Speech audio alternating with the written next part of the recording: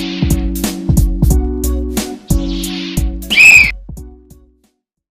back to Trash Talk, where we sit down and just talk about sports. It may get heated, I apologize, but that's how it is.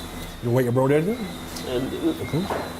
Next time, don't say nothing about no LeBron James and a good. Anyhow, we're moving on to the Caribbean Championship, local basketball now. And the men and women local teams, they went to Tortola, and we didn't fare so well. We did not. The women actually did. Both teams finished 6th, but let me say that at least the men's, I've got a lot of heat for this, but let me say the men's 6 is not as depressing as the song, even though it's 6 or the 8. We in all likelihood should have finished 4th, and I know there's no should have in sports. However, it took us a while to acclimatize to the level of competition, to the level of physicality in the league. That cost us, especially second game, because we spotted BVI, the home team, 20 points in first half. We watched the game. Yeah. And we, in all honesty, that team was not better than us. We did rally to take 2 4-4 leads and ended up losing by 4.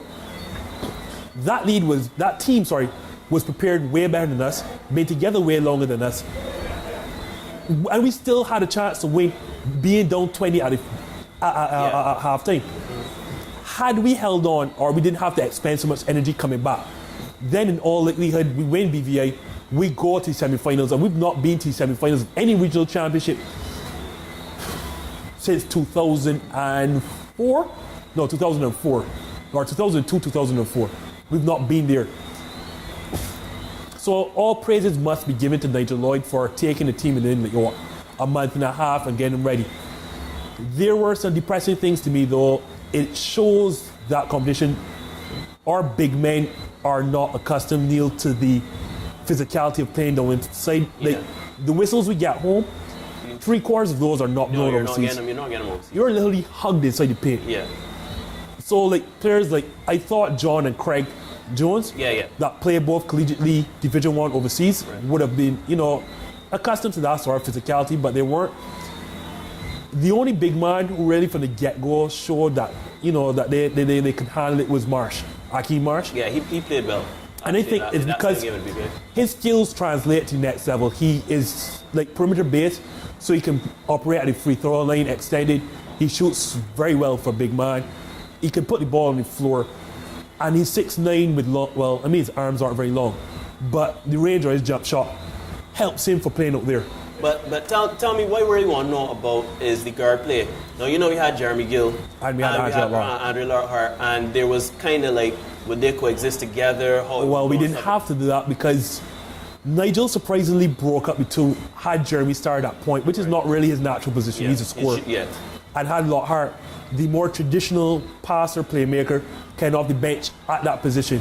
The two did play together, and a lot of people at home question why didn't they start, because they're arguably our 2 best players, and you don't want to bring one of your best players off the bench.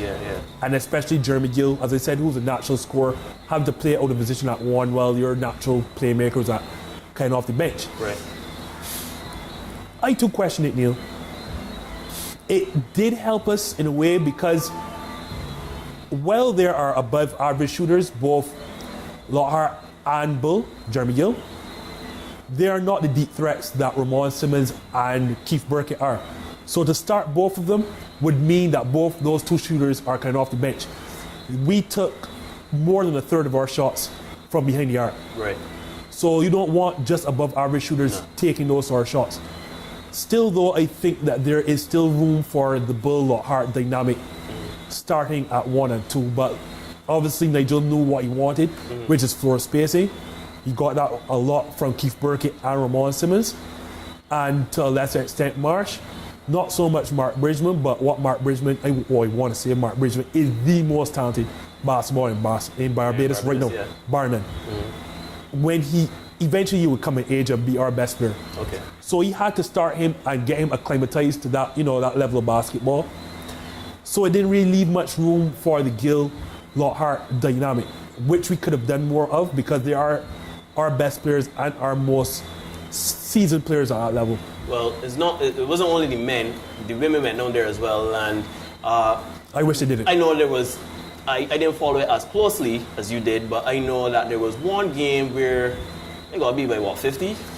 And that was a fifth place game. And that was the fifth place game. So you just tell us about what you thought, because I know for sure some people said they were a bit undersized. Let us be fair, this performance is not indicative of Barbados women's basketball. We left home a number of key veterans. We left home Ashley Ali, who just had a child. What's her name? Jamila Studa also had a child recently, as well as one Agar Belrive didn't make the trip. Irika Louis didn't make the trip. So too Jennifer Joseph Hackett didn't make the trip, at least not as a player or as a referee. So that's like 5 or 6 bigs I just called, all missing off the front line. We had 2 traditional post players, both rookies. The Boyne twin with Milicia and with Marie Boyne. Right.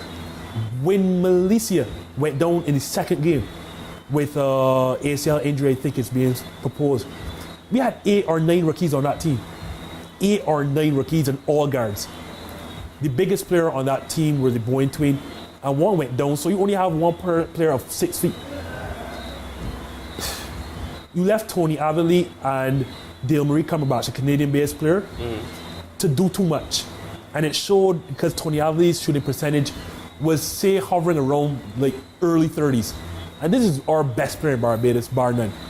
But she was shooting 30% from the field and probably turned over the ball nuts. And that's because she had way too much doing, because she had to bring the ball, shoot the ball, rebound the ball, and stop the basketball.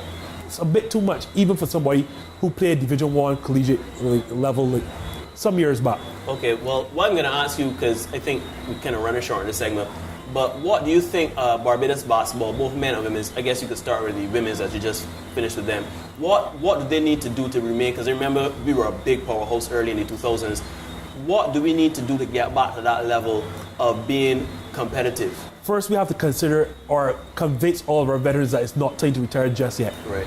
We have to mold a couple of young ones. The Marie Boyne and Melissa Boyne have a future in this game. And we have some guards that are talented. But it's hard when you throw all in the mix together with no sort of, senior players to guide them along the way. Right. So we have to convince our veterans, no, it's not time for all of you to disappear one time. If you can have 3-4 rookies around those veterans, then we will get back to where we are. I mean, the only problem is it shows that when those players are done, there's going to be a dip. And it's going to come back to raising young athletes. So we have the taller, more athletic, quicker players to play, at that level. And the men? The men, we're good. We're going to be decent. We're not big. We just have to play a little quicker, get acclimatized. And I think Mark Bridgman's, the Raheem Gibbons, the Stefan Clarks, John Jones, Craig Jones, all of them now being acclimatized at that level, understanding what it takes to play there. Next year, when it's going to have the 2015 edition, I can bet you semifinals at worst. Well, that has been Trash Talk.